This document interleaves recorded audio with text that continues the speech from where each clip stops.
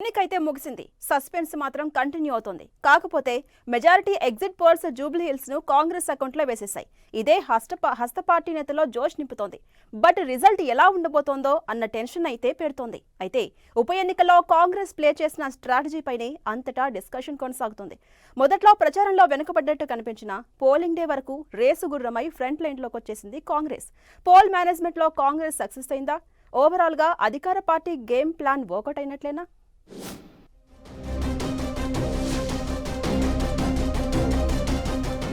Exit polls Congress లో జోష్ పెంచాయా? అధికార పార్టీ అంచనాలు వర్కౌట్ అయినట్లేనా? పోల్ మేనేజ్మెంట్ తో జూబ్లీ హిల్స్ హస్తగతమైనట్లేనా? సరిగ్గా పోలింగుకు ముందు హస్తం పార్టీ ఎలా బలపడింది? Jubilee hills bypoll. 3 ప్రధాన రాజకీయ పార్టీలు, 2 తెలుగు రాష్ట్రాల ప్రజలు ఎంతో ఆసక్తిగా గమనించిన ఉప ఎన్నిక. సిట్టింగ్ స్థానం కోసం బీఆర్ఎస్ పట్టు పరువు నిలుపుకునేందుకు కాంగ్రెస్ తీవ్రంగానే శ్రమించాయి. అయితే ప్రీ పోల్ సర్వేల్లో అన్నింట్లో బీఆర్ఎస్ ముందుంటే ఎగ్జిట్ పోల్స్ మాత్రం కాంగ్రెస్కే ఇచ్చాయి. ఆఖరి వారం రోజులు కాంగ్రెస్ గేమ్ ప్లాన్ పూర్తిగా మార్చేసింది. అప్పటి వరకు 3 మంత్రులకు ఇన్ఛార్జ్ ఇచ్చిన సీఎం ఆ తర్వాత ప్రతి డివిజన్కు 2 మంత్రులకు బాధ్యతలిచ్చారు. ఎమ్మెల్యేలు, కార్పొరేషన్ చైర్మన్లు అందరినీ రంగంలోకి దించి అన్నీ తానై సీఎం రేవంత్ ఈ ఎన్నికను చాలా సీరియస్ గా తీసుకుని పర్యవేక్షించారు. స్వయంగా ప్రతిరోజు ఇంటెలిజెన్స్ రిపోర్ట్ తెప్పించుకుని ఆయనే మానిటరింగ్ చేశారు. బైపోలుకు వారం రోజుల ముందు మంత్రులు, ముఖ్యమైన లీడర్లతో మీటింగ్ పెట్టి ఈ జూబ్లీ హిల్స్ ఉప ఎన్నికను లైట్ తీసుకుంటే ఫలితం తేడా వస్తే ఏం జరుగుతుందనేది వివరించారట. అనుకున్న రిజల్ట్ రాకపోతే అందరి పుట్టి మునుగుతుందని స్పష్టం చేశారట. తాను కుర్చీ దిగితే అందరి పదవులు పోతాయన్నారట. అంతేకాదు, ఎన్నికల్లో కాంగ్రెస్ గెలవకపోతే రాబోయే 3 ఏళ్లు కూడా ప్రభుత్వాన్ని సమర్థవంతంగా నడపడం కష్టమవుతుందని చెప్పారట. అధికారులు మాట వినాలన్నా ఈ ఎన్నికల్లో గెలిచి తీరాల్సిందే అని దిశానిర్దేశం చేశారట. దీంతో మంత్రులతో పాటు ఎమ్మెల్యేలు, ఎమ్మెల్సీలు, కార్పొరేషన్ చైర్మన్లు, పార్టీ అనుబంధ విభాగాలు సీరియస్ గా తీసుకున్నారట. అప్పటి నుంచి గ్రౌండ్లో రోజురోజుకు సమీకరణాలు మారుతూ వచ్చాయంటున్నారు. సీఎం మీటింగ్ తర్వాత నుంచి ప్రతిరోజు కాంగ్రెస్ తనదైన శైలిలో సరికొత్త వ్యూహాలకు పదును పెట్టింది.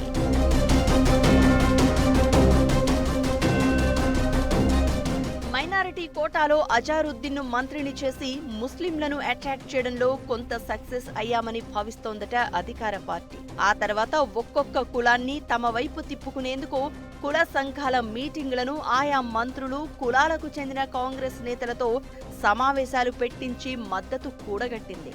ఆయా వర్గాలు కోరుతున్న పనులు, ఆశిస్తున్న డెవలప్మెంట్ వర్క్స్ పై భరోసా కల్పించింది. ఎన్టీఆర్, ముఖేష్ గౌడ్ల విగ్రహాలు కుల సంఘాలకు హామీలు గుప్పించింది.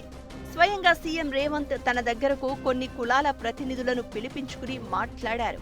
కాలనీల ప్రెసిడెంట్లతో పాటు ప్రభావం చూపగలిగిన వారి ఇళ్లకు ఎమ్మెల్యేలు, మంత్రులు వెళ్లి వారితో ముచ్చటించి మచ్చిక చేసుకునే ప్రయత్నం చేశారు.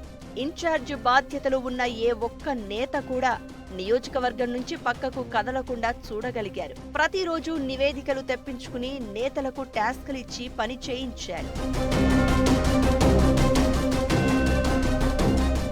ఫైనల్ గా ఎన్నికల ప్రచారం ముగిసిన తర్వాత కాంగ్రెస్ అసలు కథ స్టార్ట్ చేసిందట. ఓటరు జాబితాను ముందు పెట్టుకుని కాంగ్రెస్ సానుభూతి పరులు ఎవరు, బీఆర్ఎస్ మద్దతుదారులెవరు, తటస్థులు ఎవరు అనేది ఐడెంటిఫై చేశారట.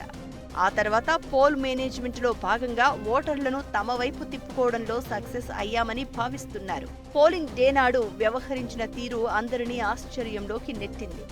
ఓటింగ్ రోజు పోలింగ్ బూత్ ఏజెంట్ అనే వ్యక్తి అత్యంత కీలకం. ఈ ఏజెంట్ల విషయంలో కాంగ్రెస్ స్పెషల్ ఫోకస్ పెట్టింది. కొన్ని ఎంపిక చేసిన చోట్ల ప్రత్యర్థి పార్టీల ఏజెంట్లను తమ వైపు తిప్పుకోవడంలో కాంగ్రెస్ సక్సెస్ అయిందనే టాక్ వినిపిస్తోంది.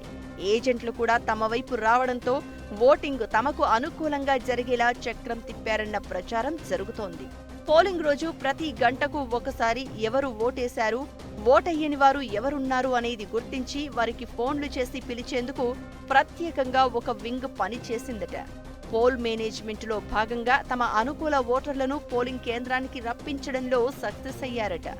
అందుకే పోలింగ్ సరళిని పరిశీలించిన ఎగ్జిట్ పోల్ సంస్థలు మూకుమ్మడిగా కాంగ్రెస్ వైపు మొగ్గు చూపాయని అంటున్నారు. జూబ్లీహిల్స్ ఉప ఎన్నికలో కాంగ్రెస్ పెద్దలు, ముఖ్యంగా సీఎం రేవంత్ అనుసరించిన వ్యూహాలకు రాజకీయ ప్రత్యర్థులు కూడా ఆశ్చర్యపోతున్నారట. దుబ్బాక, మునుగోడు, హుజూరాబాద్ ఉప ఎన్నికల్లో బీఆర్ఎస్ అనుసరించిన స్ట్రాటజీ, వ్యూహాలను చూసి కాంగ్రెస్ నేతలు ఎంతో నేర్చుకున్నారు అన్న చర్చ జరుగుతోంది. అధికారంలోకి వచ్చిన తర్వాత ఫేస్ చేసిన ఫస్ట్ బైపోల్లో స్పెషల్ యాక్షన్ ప్లాన్తో సక్సెస్ కాగలిగామని, ఫైనల్ గా జూబ్లీహిల్స్ ను కూడా తమ ఖాతాలో వేసుకోబోతున్నామని అంటున్నారట హస్తం పార్టీ నేతలు. ఎగ్జిట్ పోల్స్ ఎంతవరకు నిజమవుతాయో మరో 2 రోజులు వేచి చూడాల్సిందే.